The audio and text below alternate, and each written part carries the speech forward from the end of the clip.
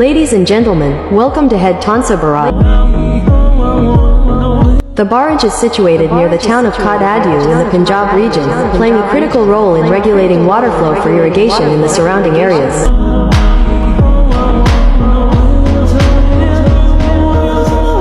As part of the larger Indus Basin irrigation system, the barrage supports one of the world's largest irrigation networks, which is essential for Pakistan's economy.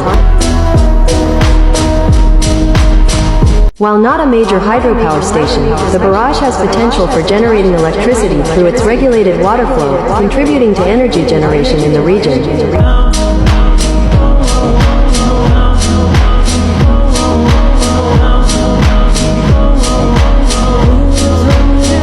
The barrage is equipped with gates that allow it to manage seasonal floods, which helps mitigate potential damage to the downstream areas during monsoon seasons.